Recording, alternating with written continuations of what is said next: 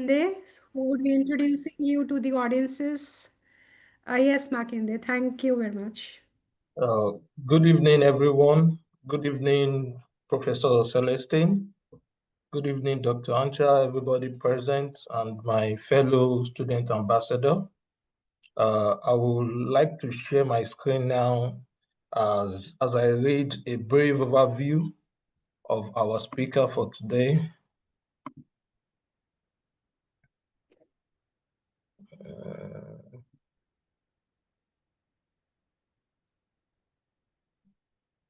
Okay, can you see my screen now? Yes. Okay.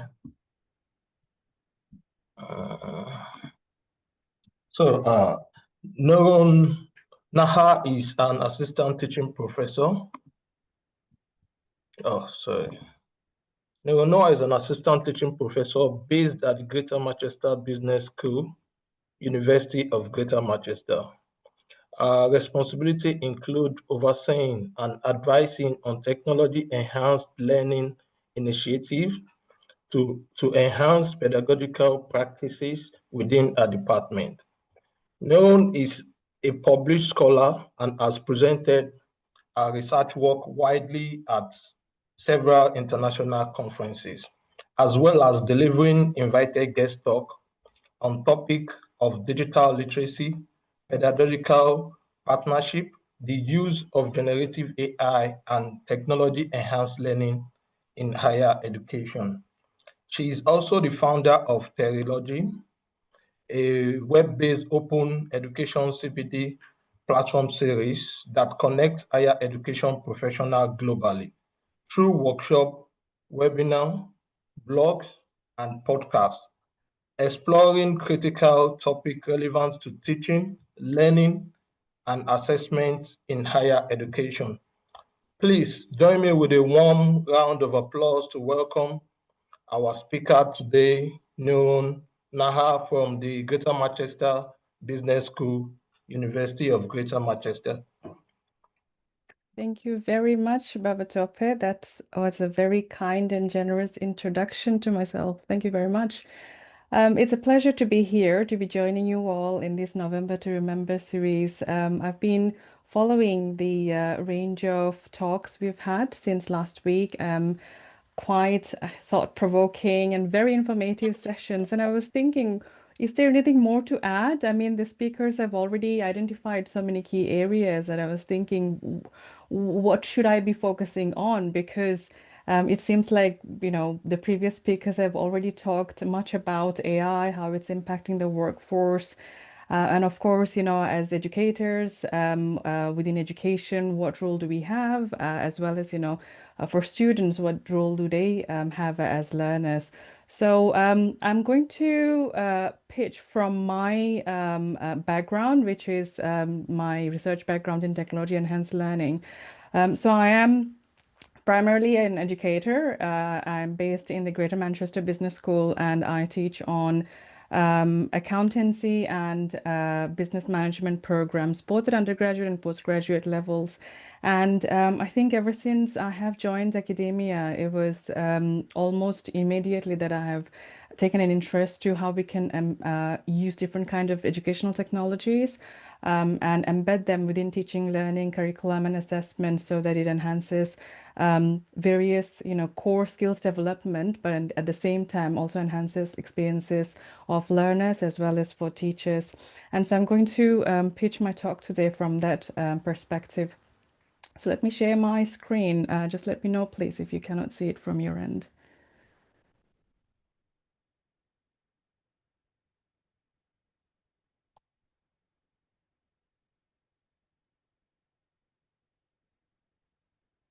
Okay, are you able to see my slides? Yes. Thank you very much.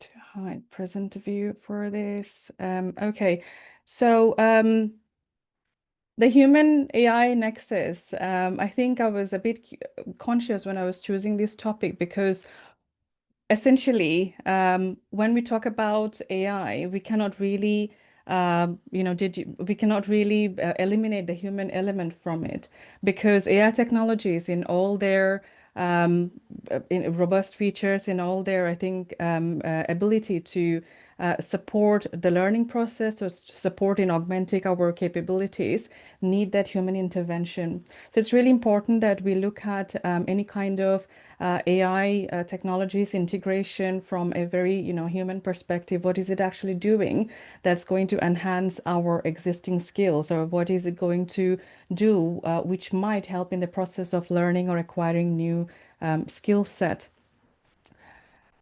So in the session today, I'll be covering what does it mean when we talk about human AI collaboration, and what does it mean for, the workforce development. And I'll also talk a little bit about some skills that are required for the jobs of the future. There will be engagement involved from yourself as well. So I hope you will contribute to that part. And we'll also talk about how to leverage technology enhanced learning for continuous skills development. I'll try to address it both from an educator's point of view as well as from a learner's point of view or from a student's point of view.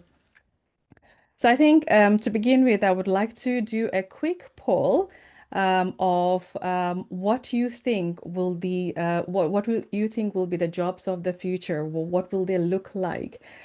So this QR code is there on the screen for you to scan. I will also share it in the chat.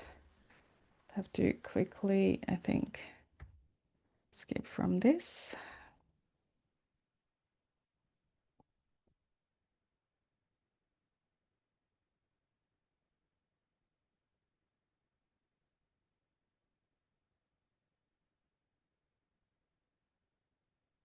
Yeah, I've shared the link in the chat as well. If you cannot access the poll, just please let me know.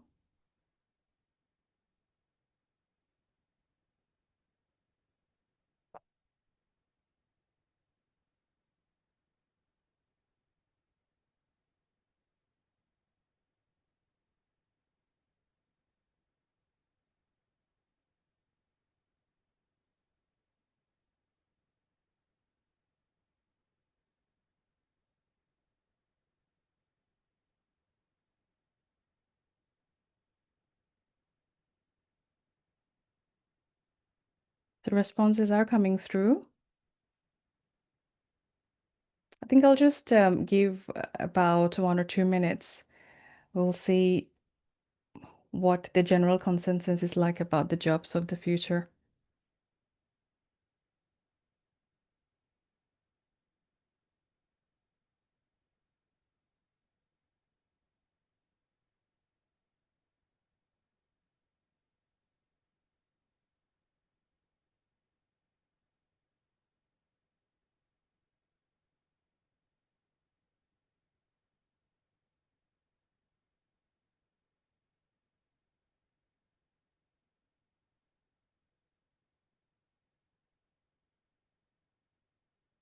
Okay, I'm going to momentarily pause screen sharing and enable it again.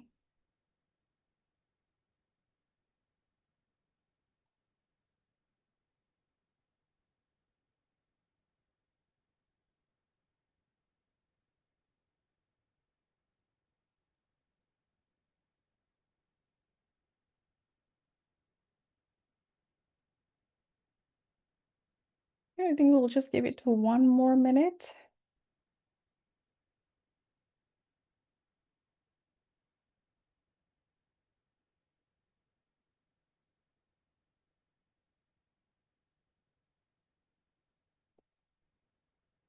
So if people attending here, if you are not able to contribute because you may not have access to the code, I'll share it one more time. And the link is also there in the chat.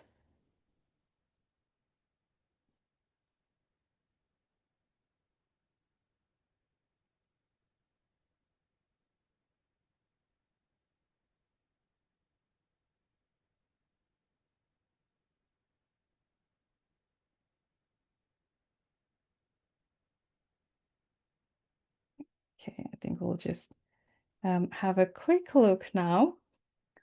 So it seems like, it's quite obvious that we'll be doing a lot of work where AI and humans will probably be co-designing their workflows. And it seems like human-machine teaming will be quite popular. So I think we're also looking at more sustainable job creation as evolving technologies are affecting industries. Automation seems to be a big theme, I think, running across the responses. In addition to subject disciplines like data science, I'm also seeing babysitting home health AI. I'm not sure what that means. But yeah, so human machine interaction is going to be quite popular when it comes to what the jobs of the future may look like. And I think in a way it's kind of indicating that we don't know yet what the jobs of the future will look like. We may have some kind of information from the insights that we are currently able to gather that there will be a lot of automation involved. However, we don't know exactly what kind of jobs will be created. What will those jobs expect, the workforce to be capable of doing or demonstrating in terms of knowledge and skills, and how, as higher education institutions, we need to embed certain skills enhancement within curriculum so that it helps the graduates of the future to be able to join the workforce, being able to embed those skills directly within their job settings or within their work settings.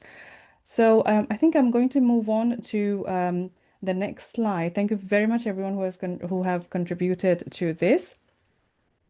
So I think one of the things that I was really mindful of at the beginning when generative AI was really causing a lot of hype in the media, as well as, there's been a lot of concerns about the use of AI within education context, be it in primary, secondary, technical education, or within vocational qualification, or within academic, institutions like higher education institutions. Are we actually assessing the right skill set in our students? Are we preparing our students for the the kind of jobs that they may experience or they maybe expect to demonstrate employability skills in the future? So are we actually educating students for jobs that don't exist yet? The answer probably is not an easy one. However, the way that we can explore to various scenarios to answer these questions may be available within how we are exploring different technologies that are currently evolving and are affecting various industries. And so when we consider the workforce transformation, there was this jobs of the future report that I was reading a couple of months ago from the World Economic Forum. And although it kind of indicated that there will be, at global level, there will be job displacement, there will be, new jobs created. However, there was one thing that was, reinforced within the report and emphasized throughout the report. It's that there might be some job losses in the future. However, what we need to be focusing on is when these jobs are probably getting displaced, what new jobs are being created? What are the skills required in order for the workforce to thrive in emerging economies? So how do we actually meet this demand for urgent investment in how we upskill our workforce or how we reskill existing workforce so that they are able to work in harmony with emerging technologies?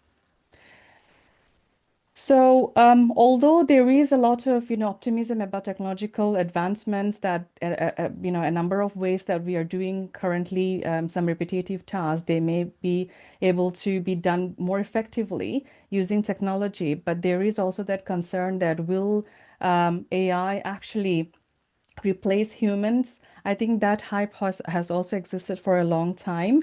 we have seen that AI is not actually a new technology. And I think when I'm talking to you all, I think there is a, there is a general understanding or even advanced level understanding about automation, about AI, because correct me if I'm wrong, I think I'm speaking to students who either have a background in artificial intelligence or data science. So you're quite familiar with the concept that AI is not new. However, generative AI technologies in the way that they are transforming the way we work. So these disruptions are relatively new. And I think proper education about how these tools work, how we can work in harmony with these tools is quite essential. And I think that's where the role of technology enhanced learning comes in. I'm going to talk a little bit more about the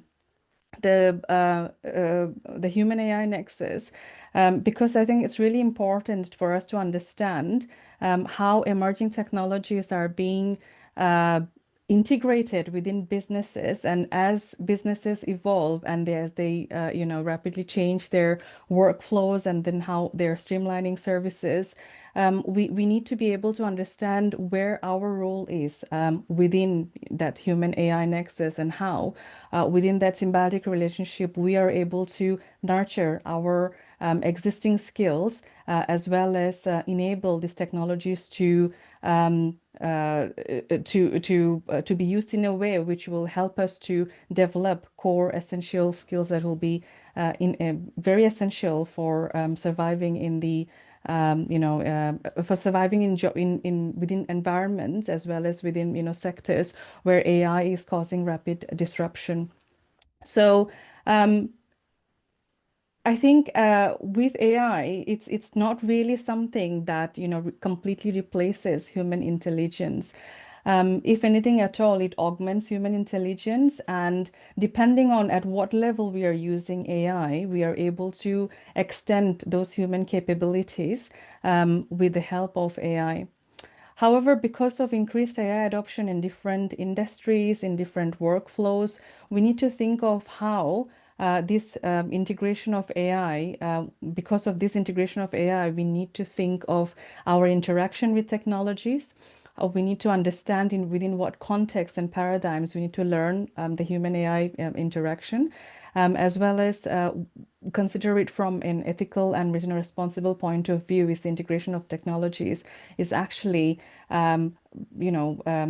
supporting for example, what we probably have already been learning about using technology for the sake of creating a safer and let's say a much more greener planet, or using technologies for the sake of enhancing the advancement of human knowledge. So AI in the future of jobs, there was this report that was recently conducted by the Academic of Sciences, National Academies of Sciences. And it wasn't really surprising that amongst the 11 key findings, one of the things they have reported is that these AI technologies, as we see it now, generative AI technologies, they are a general purpose technology. However, they are becoming quite substantial in the way that we are using it because of how generative AI technologies are being integrated in everyday repetitive tasks. So gradually, how these tools are being used is evolving. So when we talk about the future of AI in education, or the future of AI in healthcare, in legal sector, in accounting, it's not really a linear, I would say, application or evolution that we need to look at. It has to be looked at from a more holistic point of view. And with AI technologies, whatever productivity gains that AI technologies are enabling us to achieve, we cannot achieve any of this if AI systems and human, intelligence do not really evolve at a similar rate. So if we are going to update AI technologies, if you're going to constantly upgrade how these models respond to, how we are using these technologies, then we need to at the same time invest in upskilling humans as well. We need to upgrade our systems and processes where, you know, we are able to demonstrate that as humans, we're also continuously evolving how we are learning and how we are co-working with machines. From an educational point of view, the way that AI is infiltrating within the education system, I think it's going to be quite common for education to be um, um, I think if you consider from a demand and supply point of view, how education should be delivered in the future. So we need to look at what are the different ways that education can be actually delivered to meet the demand of the future, as well as the skills, enhancement of the future of the evolving workforce from an equitable lifelong learning point of view. Workforce transformation, not just displacement. I think within this particular theme, what I wanted to capture is that the degree and distribution of AI's impact, it's not purely based on technological advancement. Just because AI tools are rapidly and enhancing the way that they are able to augment our workflows and the way we are using it within our streamlining it within our workflows, it does not really depend on the technology and the advancement of the technology itself. It depends on whether as a society we are evolving, whether our demography is shifting, and whether those technological factors, policy factors, economic factors at the same time are also evolving. So a lot of how AI is probably going to affect the workforce of the future is going to depend on a number of factors in addition to technological advancement as a factor. One of the things I think will really influence how we integrate AI within our workforce, as well as to upskill employees of the future, is how much data and insight we are gathering now and what kind of metrics we are using in order to evaluate the impact of AI in various contexts. And the pace and shape of AI adoption will also depend on how, as a society, we are managing the risks that AI tools, pose on the society as a whole, including, how we are using AI tools to demonstrate equity of use, how we are able to identify the systemic biases that generative AI tools can actually promote through the generative AI, responses and outputs that it produces.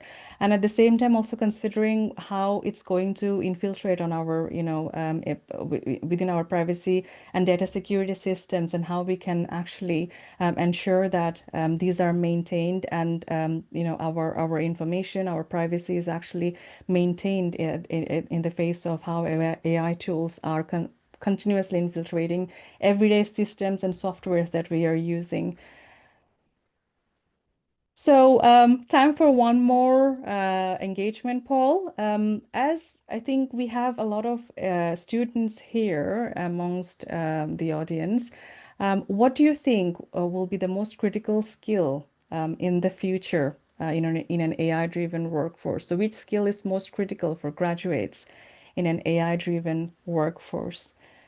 So let's just explore this for a couple of minutes, and then I'll come back to the rest of the segments I wish to cover in this session.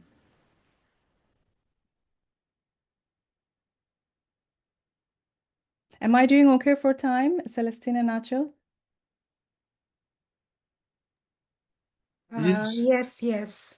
There is no Just feel free to abruptly stop me if I go over. no worries.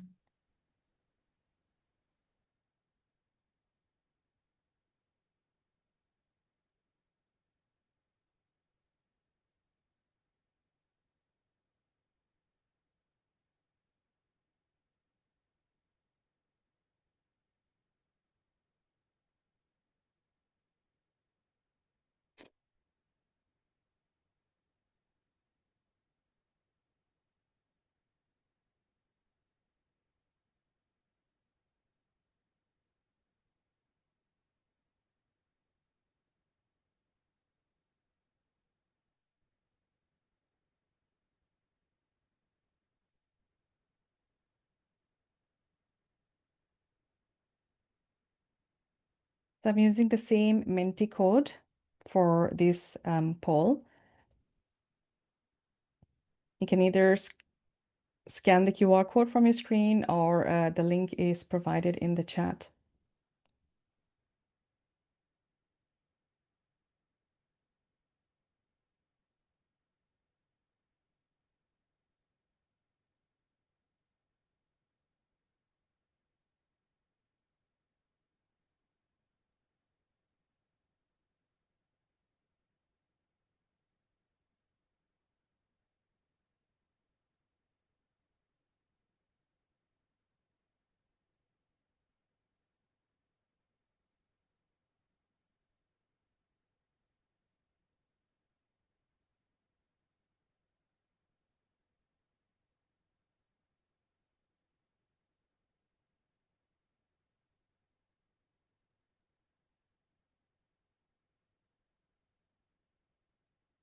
I'm guessing ML is machine learning in this case.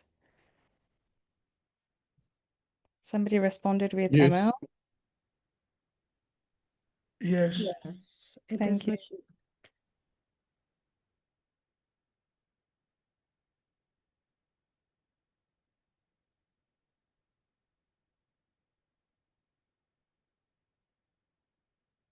So the skills that seem to be trending from your responses is data science, knowledge of data science, adaptability, prompt engineering, machine learning, critical thinking skills, collaboration, trust, data literacy, analytical skills, problem solving, enterprise architecture, openness to learning.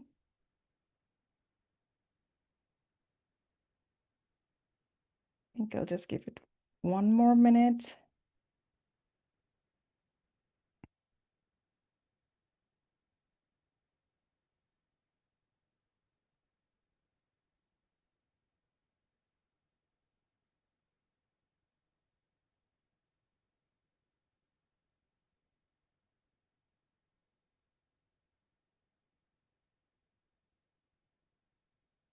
Okay. So the top trending skills as of now is emotional intelligence, prompt engineering, critical thinking, adaptability.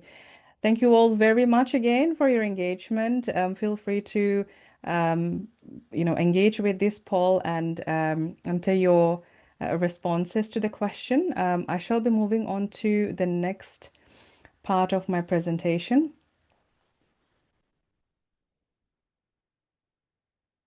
So some of the skills that have come up in the poll, I'll be talking about those. And I think you were quite right, those of you who responded, that emotional intelligence, adaptability, lifelong learning skills like openness to learning, critical thinking abilities are some of the core skills that will be required for an adaptable workforce of the future. So I will be expanding on how, from an educator's point of view, we can engage generative AI tools to harness these skills as well as to nurture these skills and give students opportunities to develop these skills. But also at the same time, as a learner, as a student, what responsibilities you have in order to ensure that you are also continuously upskilling. So the skills of the future workforce, according to the OECD, it actually reflects some of the meta skills that we need to be considering when we are designing within, our curriculum, skills enhancement opportunities for learners as well as for students. And when we consider, where, within this particular discussion about skills for the future, generative AI comes in, or the role of AI comes in, you will see that it's not always the case that it has to be AI literacy or it has to be digital literacy.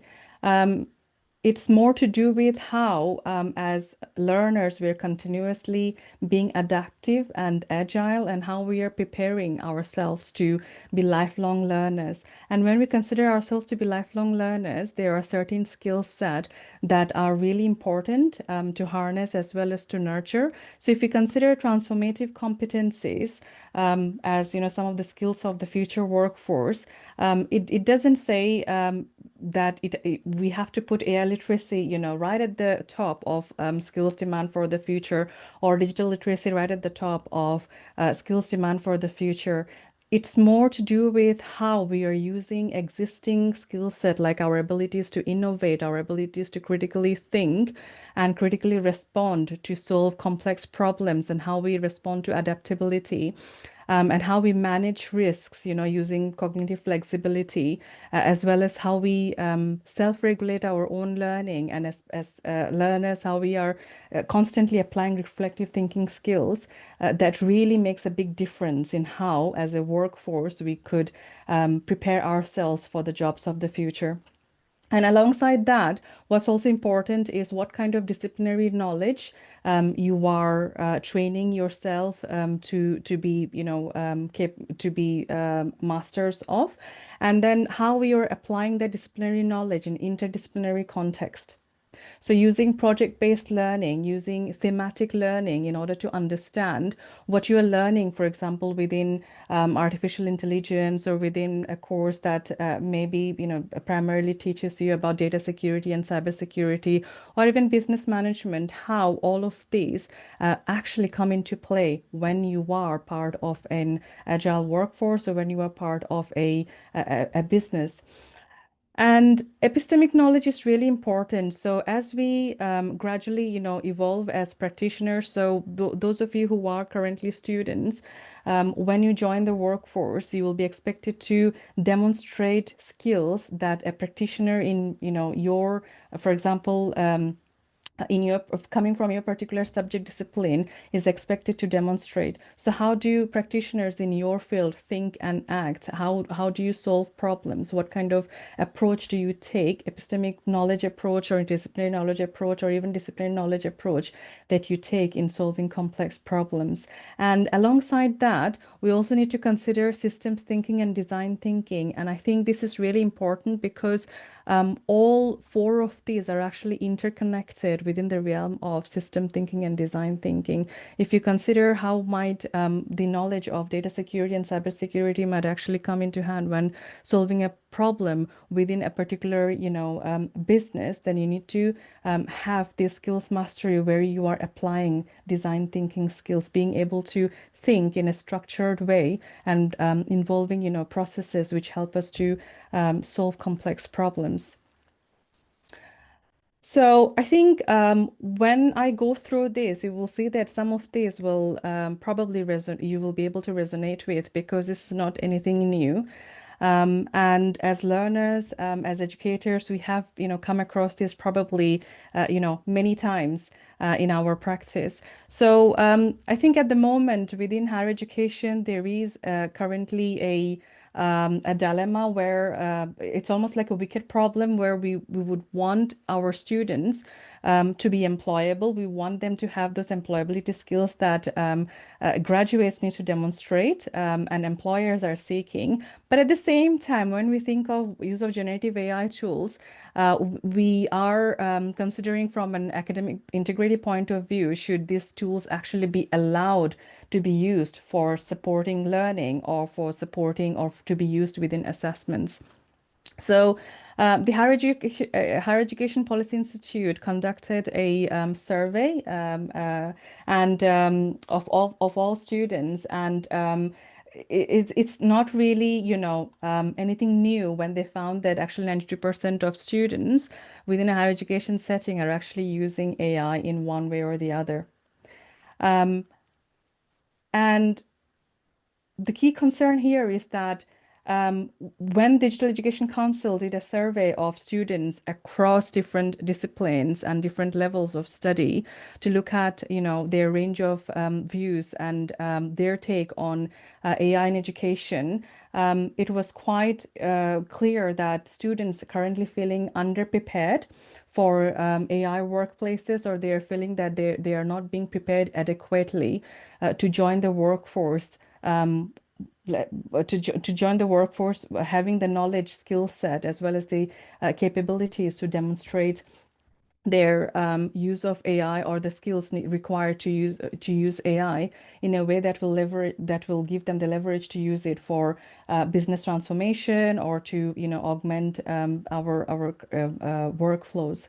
And so there is clearly a need for us to consider as educators. I'm now putting on my educator hat, to think what we can do within technology enhanced learning paradigm to use generative AI technologies as a catalyst to support students, as well as learners and graduates of the future, to develop those essential skill set that they may need to demonstrate when it comes to working alongside AI technologies. So when we consider technology enhanced learning, it's not really just AI tools. It's looking at online resources. It's looking at online softwares or applications, even those that have currently got AI integrated features within them, to improve the way that we deliver curriculum, to improve the way that we instruct our students, as well as to enhance how we are enabling our students to personalize their learning experiences. So when we consider adoption of technology enhanced learning, it can actually be quite useful if it's used within certain frameworks where we know that adoption of this particular technology would actually enhance or foster self-regulated learning within users, as well as enable them to be adaptive learners in order to continuously reskill as our work as our workplaces evolve, as well as the skill set required for jobs of the future evolve. So how might TEL, or technology enhanced learning, actually shape how we are learning, and how might it promote your employability identity, or your ability to develop those employability skills? So from an educator's perspective, using generative AI tools or technologies that actually has got a generative AI features integrated within them, or maybe using tools that are primarily used as an AI tool, it can foster human AI collaboration. It can actually support simulated learning through different projects. And it can also support continuous upskilling, because there are certain platforms which enables us to continuously learn and adapt our skill set. And so there are platforms like FutureLearn, for example, or Coursera, which enables you to continuously upskill. And these particular platforms, they promote inclusion, they promote, accessibility. And so if, for example, somebody is interested in learning about a particular course, let's say generative AI for metacognitive skills enhancement, those ones, if you're not getting it within your curriculum, then actually you might, or it probably, let's say that it's probably is not being covered within your indicative topics, but you can always redirect your students to a course that probably offers learning at scale using generative AI or AI platforms. And again, from an educator's point of view, I think use of technology enhanced learning is quite useful, because it helps us to understand from a practitioner's perspective, how are these tools actually augmenting the way that we work, and how is it influencing our critical engagement with learning technologies. So I think when I talk about generative AI tools, probably some of these platforms are not unfamiliar to you. There are several platforms currently available, but of them, I think when we talk about generative AI tools, ChatGPT is seen as quite synonymous to generative AI tool, which definitely is not the case, because there are similar platforms that have since emerged and are actually being used in parallel to ChatGPT. So they have different abilities. They can give you a response in response to your text input. They can give you an audio output, or maybe even a video output. So they are different in multimodal functionalities of generative AI tools. And one thing I'm also noticing is that every other tool that I had recommended in the past to my students, let's say for using as an alternative to Microsoft PowerPoint, let's say Canva, they have got generative AI enabled features within them. So it's a feature that's becoming prominent within different and quite commonly, seen, experienced within everyday tools that we have used prior to the advent of generative AI technologies. So I think one of the things that I really considered when I have embedded generative AI technologies within my curriculum as well as within my own teaching, learning, and assessment context is, can we actually use generative AI as a dialogic partner? There was this guest chat that I facilitated a few months ago through a platform called Learning Through Higher Education Chat. And we explored as a sector, because usually this forum is attended by higher education practitioners from across the world. So we looked at, can machines actually enable us to facilitate dialogic learning? And can actually machines help us to learn using dialogic learning as a concept? So I'm quite, I think,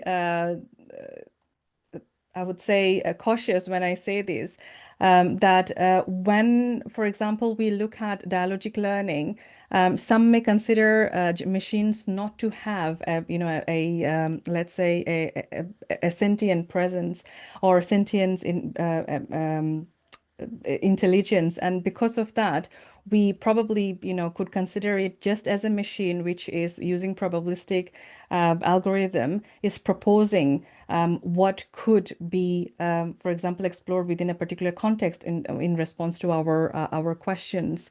However, if you consider the use of generative AI tools or technologies like this from the point of view of cyberneticians or educational theorists like Pask and Bakhtin, it becomes quite clear that when we are considering the use of use of tools within technology enhanced learning, then the fundamental unit of learning is not when, for example, me as a lecturer, I'm asking students to go through a textbook, but it's through our interaction and our exchanges about what does this textbook actually focus on. What are the authors trying to emphasize on within this, textbook, for example, and gradually learning about it by applying it in a certain context.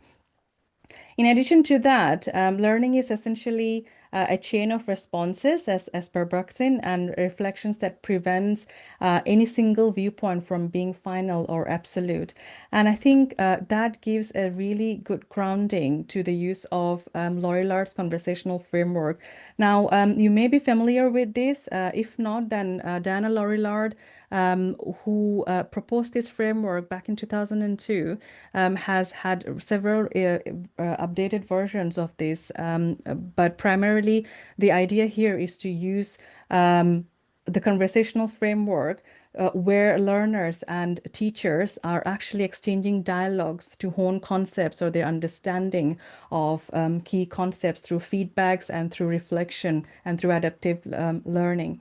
So in a generative AI context, or when we are using AI technologies for, as a conversational partner for learning, then it's quite clear that we are exchanging a dialogue with a conversational partner. However, if we are actually not modeling what good use of generative AI tool looks like within this conversational context, then it might be the case that those who are using generative AI tool for learning within a conversational framework context, they probably are not skillfully exploring the responses they're receiving and how to critically engage with those responses. So as educators, we have that challenge that how do we actually guide our students or our learners to question and to critique the responses they're receiving when they're using generative AI tools, and not to accept, these responses at face values.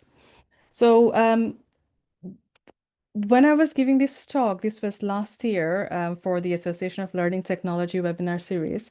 We were exploring about how different kind of multimodal learning technologies, generative AI tools that are currently being explored within learning technologies context could actually enable us to focus more on the metacognition and the process of learning, which can be assessed through formative assessment.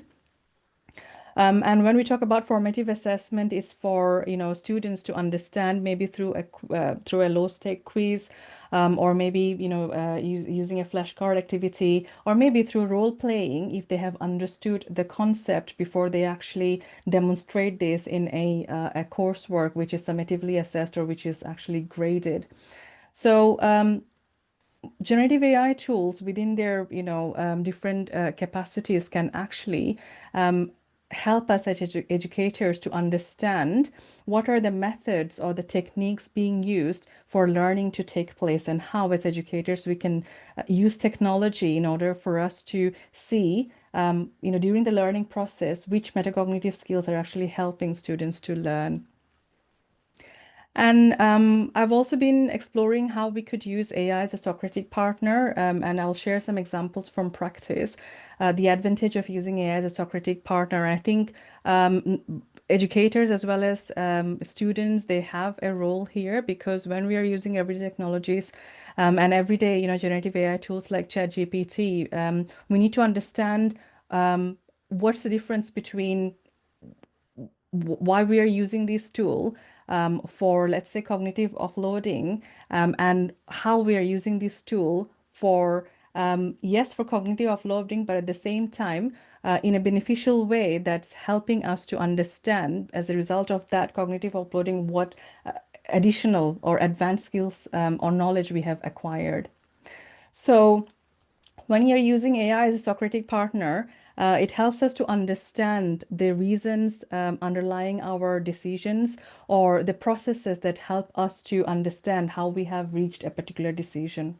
So it helps us to explore knowledge, within, let's say, our own understanding, and how we actually, as a learner, how we evolve through self-inquiry or through, reflective learning. So I think at this point, I'm going to share some examples of how we can prepare the workforce of the future as an educator through designing adaptability through our learning activities. And the first one, I think, always starts with integrating frameworks within your curriculum that will help students to understand what, for example, constitutes AI literacy. Not just AI literacy, but what constitutes critical AI literacy. Because having AI literacy is slightly different from demonstrating critical AI literacy.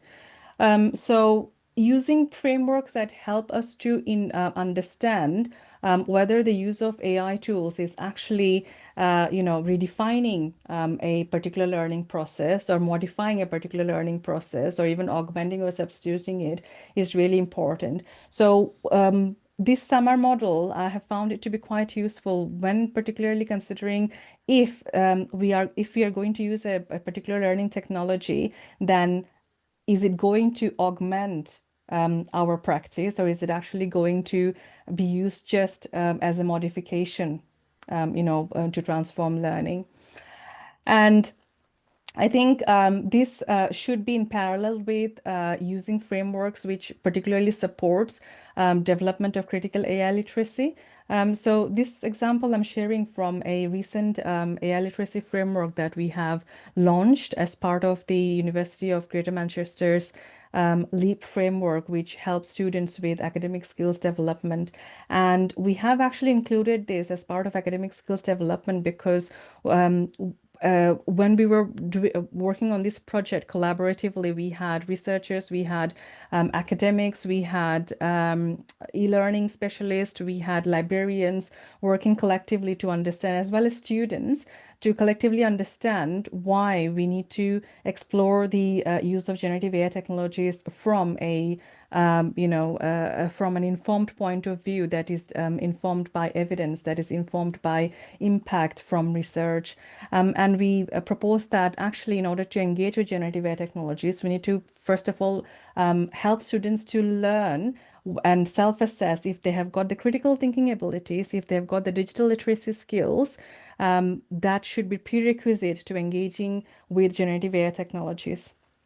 So once they have mastered these skills, then they need to be able to understand how generative AI technologies work, how AI technologies in general work, and how they are programmed. And once they are equipped with this knowledge and skill set, then they are ready to apply generative AI tools for learning, for research, and within professional, context. And then overarching all of these is the responsible use. So throughout, we need to make learners or users of generative AI technologies understand that we have to actually consider, is the use responsible in the context that we are exploring these technologies. So the next example that I'm going to share, again from practice, is how we can encourage learners to develop agency through self-directed and reflective practice.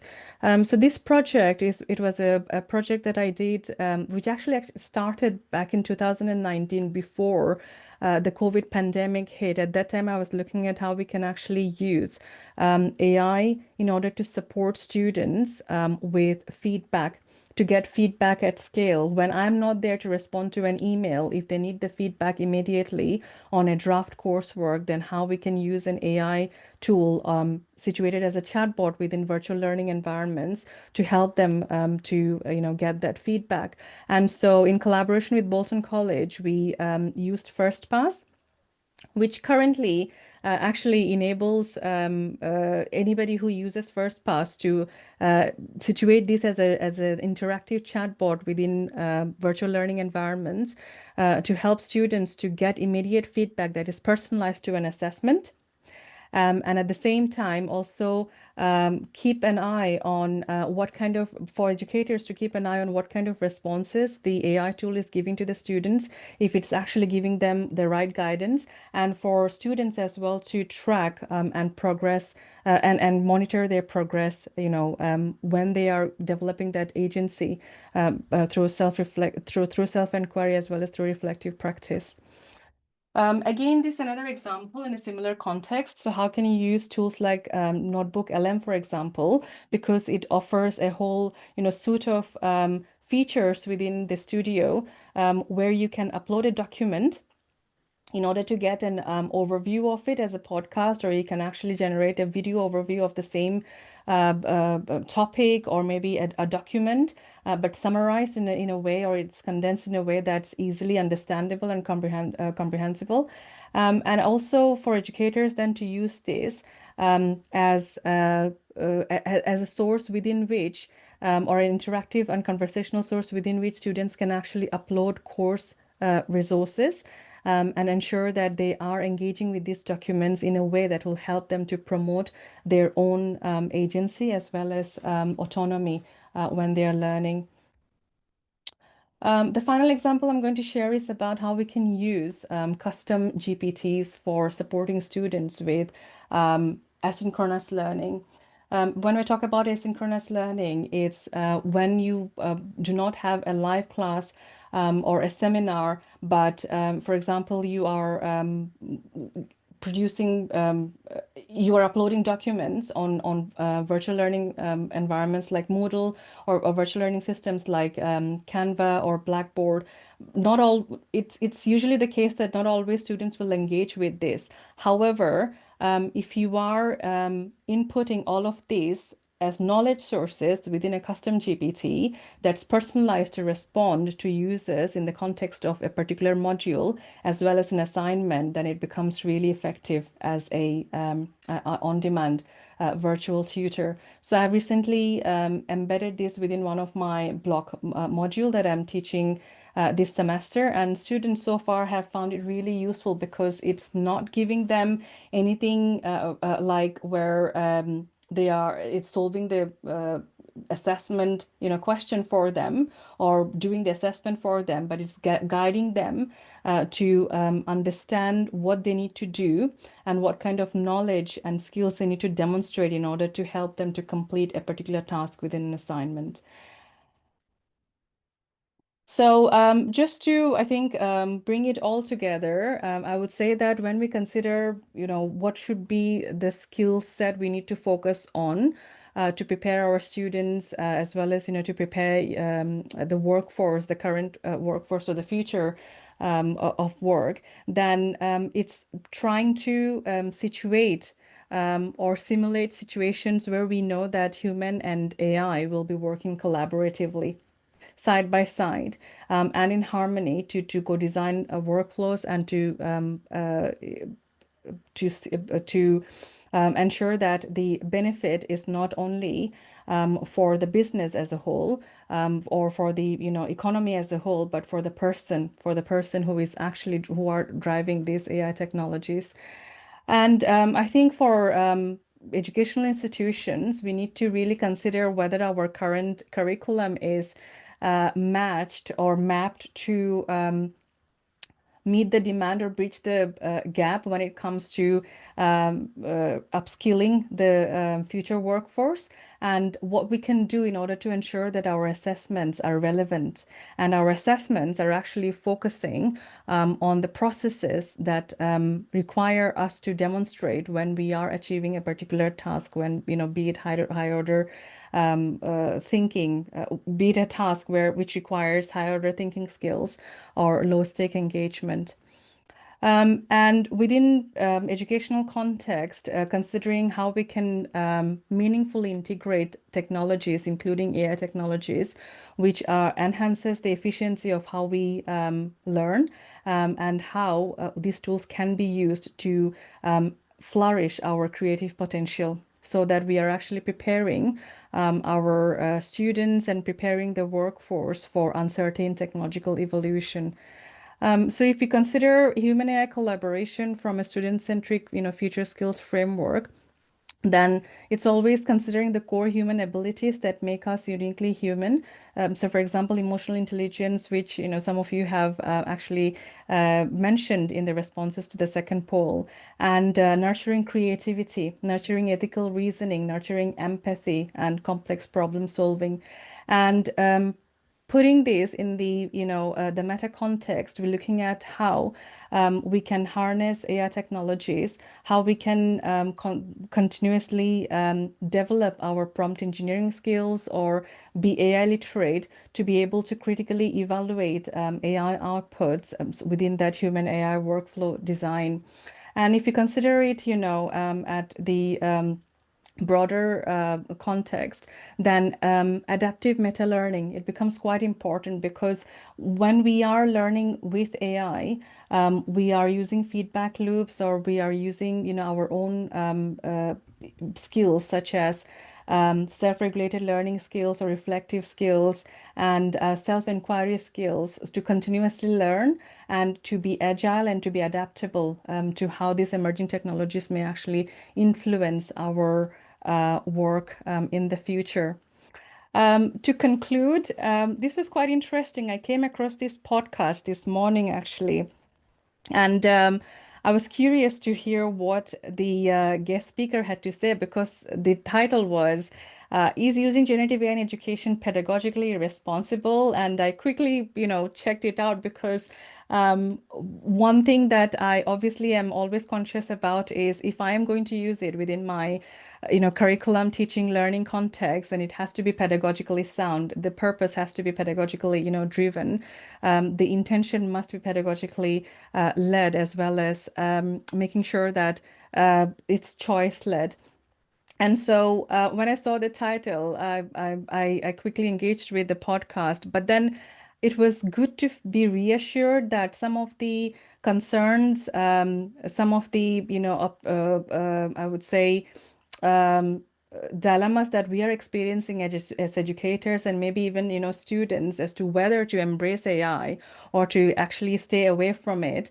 To some extent, the speaker, who is a philosopher, Dr. Jean Feneldy from Monash University, was reiterating in his talk that actually it's not about the use of generative AI tools, it's about how we are using it. Even within a pedagogy context, you need to consider if the use of these tools is actually going to enhance the learners' reflective thinking skills, or let's say, you know, analytical thinking capabilities. And I was thinking that even when I am using generative AI tools, what I am trying to, I think, say to the students, or emphasize to the students, is that we are modeling how generative AI tools need to be used in a responsible and ethical context. We all have responsibility for that, because if you don't do it, somebody else will. If you don't show our students, for example, how to use generative AI for augmenting critical thinking abilities, then somebody else may do it, but we don't know whether that's going to be informed and in a, you know, evidence-informed way.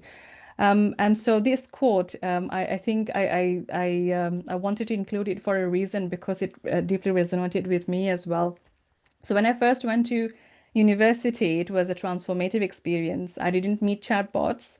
I met people there who were role models for a different kind of life. My worry is that watering down that transformative experience, where you meet people, you meet role models, and replacing that with chatbots cuts the value out of education entirely. Okay, that fear is actually quite genuine, because I recently delivered an AI literacy workshop to our students, who we have inducted in the current academic year. And one of the questions that a student asked is, why are we actually here if AI is going to replace jobs? And if AI is actually, you know, available as a 24/7 tool to impart education, then what's the need for higher education institutions? A really, really good questions, and a, you know, deep question.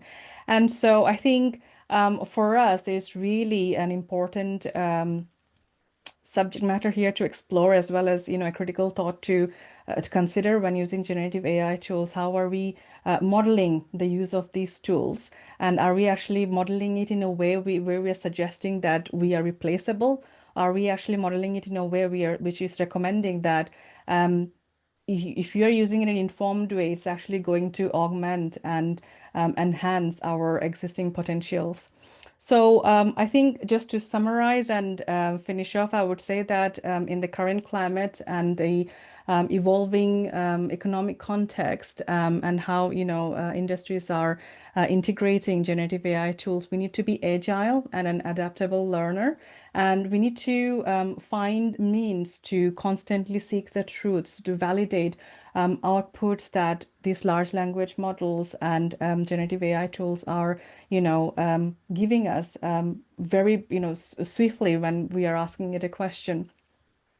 And then be comfortable to accept the uncomfortable. There may be other, let's say, users, or there may be critical, you know, thinkers who are suggesting that you should not use generative AI tool because it has got a huge environmental implication, it has got a huge societal implication, or it has got a huge impact for, you know, cognitive decline. Be open to see and listen, as well as to reason with what they are saying and why they are proposing, you know, these thoughts. Look at what are the underlying assumptions as well as reasons or facts that are, you know, prompting these thoughts.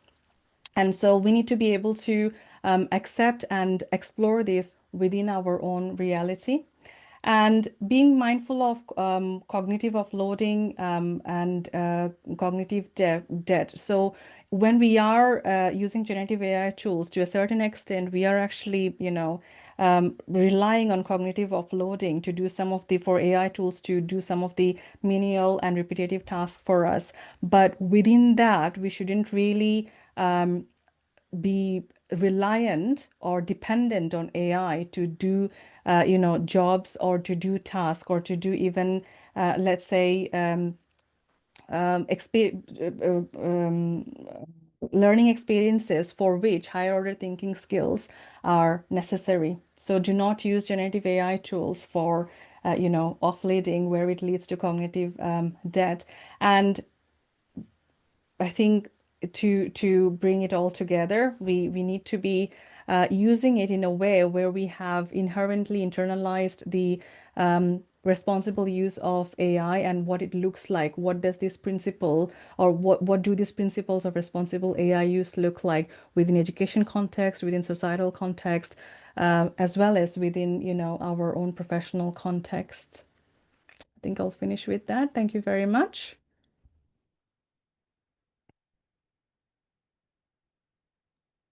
Thank you, Nurun.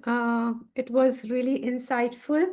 And I agree with you that the students should develop the critical thinking skills before they even start using, because even when I am in the classes, I see that when I am delivering, the students are there on ChatGPT and other generative AI tools. And I really worry whether they are just listening and searching on the generative AI tools, or they are actually prompting themselves to learn more. So that is a thing that needs to be explored. But yes, critical thinking skills are really important. Thank you so much. Babatope, would you like to ask students for questions? Yeah, thank you so much for the insightful presentation. But personally, I have a question to ask before I proceed. So, we are in the situation and in the generation where there is a massive change due to AI. With AI, we have tools available that can improve massive success in higher education. And if you don't know those tools, it's going to cost you. So my question is, how can you take advantage of these AI tools in higher education without compromising the ethical values? It's a really, really good question, Babatope. Academic integrity is really important. And I think one of the things that we always emphasize when we discuss academic integrity is if we are actually passing on information or, let's say, knowledge that is not ours but someone else's, and if we are actually not citing someone else's work but presenting it as our own, which kind of constitutes a plagiarism. The question we should be asking ourselves is, should we actually be promoting, if generative AI tool has given you a response, should you actually be using it directly, word by word or verbatim, for an assignment, or should you actually be using it where, for example, the use of generative AI is allowed for idea generation, or for structuring an essay, for example, or even maybe to synthesize information, right? To bring a summary of what you have learned. So if you, in my, I think, I would say, understanding, if you are using it to shape your what you have learned, to synthesize what you have learned, but then use it to inform a particular element of a coursework where you are actually not using generative AI directly, the generative AI output directly, but using what you have learned through the interaction to inform a discussion, then that is upholding academic integrity. Oh, What okay. we encourage students not to do and I think Achal will agree with me on this, is copying and pasting information or using AI to gain unfair advantage where use of generative AI is not transparently disclosed, declared, acknowledged, and where, for example, you have not been allowed to use it, but you still went ahead and used it, which may have given you an unfair advantage because that does not really hold academic integrity. I have come across scenarios where students are actually getting their literature review from ChatGPT or any other generative AI tool. And once we start checking their references, such papers and authors and do not exist. So it's a real worrisome thing where they are even not reading the papers and they are Yes. just relying on ChatGPT or other similar generative AI tools to build up their research ideas, to synthesize the work. So it's only the generative AI tools that they are using, but in long run, this is going to have strong negative implications on their career. So they should stop doing it, but Yes, you are totally right, Achal, and I think that's where cognitive offloading comes in, and that's where again the user's responsibility to use these tools in a way where it actually promotes your critical thinking skills comes in. Because if you're using it, if for example if you have Adobe PDF, it has an AI assistant feature enabled within Adobe PDF now. And I sometimes come across, users who would just summarize the key points from an Adobe PDF document and then pass it on as key summaries from this report, which probably was a 165 page or even a 200 word, a 200 page report.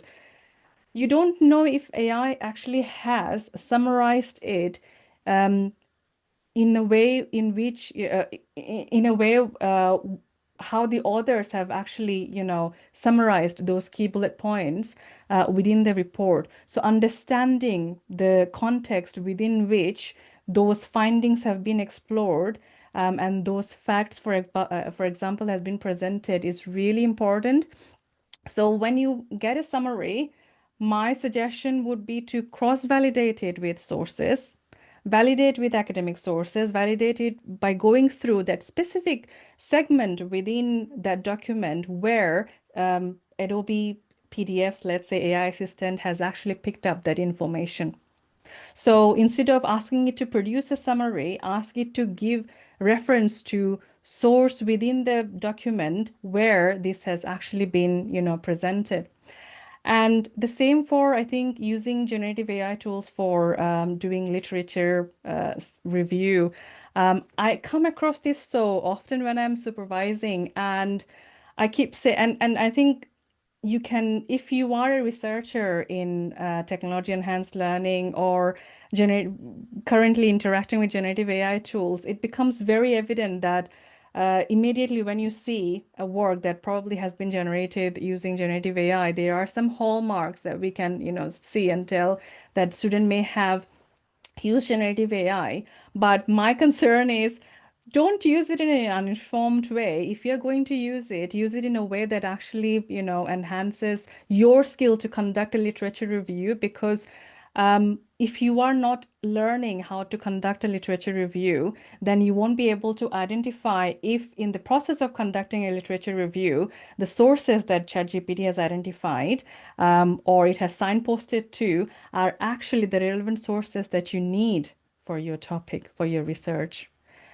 So cross-validating, checking sources, and using it in an informed way is really important. I think that's why when we were designing that four-step AI literacy framework for embedding within the LEAP framework in the University of Greater Manchester, we first thought of preparing students to be comfortable to understand that before you actually engage with generative AI tools, you need those core academic skills, how to paraphrase, for example, how to be able to demonstrate your own thinking by developing those writing skills.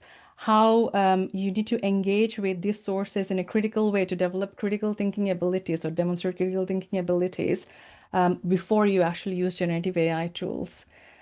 So in the wrong hands, the use of these tools can be very problematic, very concerning, and I think very uncreative as well. Yeah. So Yeah. Thank you so much. it's important to, promote situations or scenarios where we are showing them or modeling good use. Yeah. I think we have some other people in the audience that have questions for you. Uchenna, you can open your...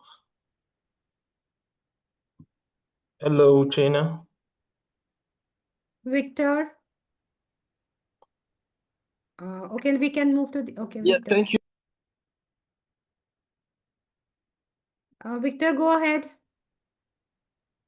Can you hear me now? Yes. Yes, I was trying to unmute initially. Thank you very much, Dr. Nurun, for this very beautiful session, comprehensive session. I mean, it's a master class. In the last month, October, when I attended the World Summit AI, there was this phrase that changed the narrative when they said the future of language models is actually local. So I have two questions for you. They are more or less interrelated. The first one is just to gain your thought process and understanding into this workflow. Do you foresee a future where the current trends in AI, as it is now, it's about nations writing AI strategies, data centers by, the big vendor players and ownership of, these LLMs. Do you see a future where this is institutionalized? In other words, I mean, where universities develop their own tailored LLMs rather than depending solely on other vendors. The reason why I ask this is you mentioned things like systemic bias, current privacy and data issues, technology enhanced learning, where personalized learning comes into play. And the fact that if you look at it, student distribution across institutions worldwide varies. So it's more like a different role or different responsibility to play. So do you foresee a future where universities will begin to have their own tailored AI strategy or action plans, begin to make investments into having their own tailored solutions? Because key players like HP and all the rest of them have made having your own data AI-powered workload customizable. You can buy and put it in your on-premise or cloud infrastructure and develop your own tailored tools. Yeah. Secondly, in terms of education, higher education, McKinsey Research 2018 gave a forecast that by 2030, over 375 million career professionals will change jobs. And this is targeting middle-aged career professionals. It seems as if a lot of boot camps are playing active roles here compared to what is expected from higher education, because part of the analysis from that research is that people will not have time to go back to a 4 years degree. Not because it's not possible, but by the fact that AI is causing huge disruption. Now, this is not the angle of LLMs also. It's actually the way artificial intelligence, however the family tree applies, is changing, that current workflow now and in the future. So do you I sometimes feel that there's much emphasis on AI as a job enabling skill for higher institutions, and not how AI literacy could inspire entrepreneurial and innovation driven thinking. Victor, your question is too long, Oh, and sorry. Yeah, so let that's Nurun take over the question so that we can wind up after this question. this. So any students who have further questions can put it on the chat window, and then Nurun can answer it later on via email. Yes, Nurun. Okay. Thank you very much, Victor. I think to answer your first question, yes, I see universities of the future developing their own localized large language models, because this is already happening in some universities where, for example, King's College have adopted Mistral, and they're going to, customize it for, addressing the institutional needs as well as the learner needs, depending on, their demographic of users, and various, I think within Russell Group universities, there are a few other universities which have subscribed to or bought enterprise license of Microsoft, not Microsoft, sorry, ChatGPT's, OpenAI's ChatGPT. And within, most universities, we have Microsoft Copilot, and even within Microsoft Copilot, we have agents, AI agents. So Microsoft's AI agent capabilities actually, will enable will enable educators from academic, from professional services, as well as learners to actually use these AI agents in a way which streamlines our workflows. So in summary, to answer your questions, yes, and I think we are currently experiencing a second wave in higher education where we have kind of crossed that bridge. The hype is already, I think almost kind of reducing to adoption now, but within adoption context, it's still being contested in which particular responsible, way we need to embed generative AI technologies within teaching, learning, as well as assessment and within professional services. So when it comes to, I think, policies, institutions obviously will need to have their own guidelines and policies in with regards to how they're going to use these large language models responsibly, or how they're going to use customized large language models responsibly. But this has to be in, I think, in alignment with or in harmony with any existing policies at government level. Any existing policies within the sector, any existing policies that probably are promoted as international standards. To answer your second question, it was a very big question and a long question, Victor. So please, correct me if I answer it incorrectly. I think your question was that why should students actually go to university, or why should they even get a 4 years degree if AI is actually going to be, disrupting the workforce and is going to be embedded within, our everyday systems and processes. So what's the need for a 4 years degree? Am I correct? No. That will be out of context. In summary, I just meant due to the rapid disruption, do you think higher education are playing a key role to fill that gap in terms of the disruption that's being made? Because referencing McKinsey research that people will not have time, especially middle-aged careers, to go back to a 4 years degree. So it means they might come back for short courses or things like that. Do you think higher institutions are Okay, prepared I get it to now. deliver? So it's complementary, yeah. Yes, certainly. So yes, there are universities who are actually developing courses which are available to current learners, as current students, as well as alumni. How is it available to alumni? So you would see that a lot of universities are partnering with learning at scale platforms like FutureLearn to promote generative AI courses, and these are being explored within different contexts. And so some institutions are already taking their proactive step in mitigating that, the gap, because I think within higher education, we have always faced that dilemma where our curriculum probably is not always matched to what we could expect for in terms of disruption, like skills disruption or workplace disruption, or technological disruption. So we are not always being able to map it. We are only forecasting that this is likely, right?